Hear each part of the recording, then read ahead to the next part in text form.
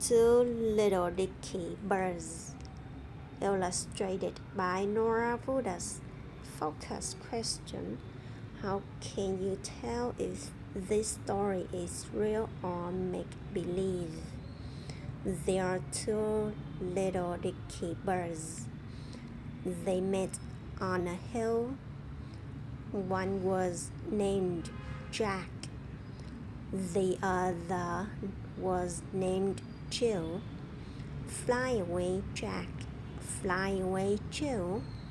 Come back, Jack. Come back, Jill.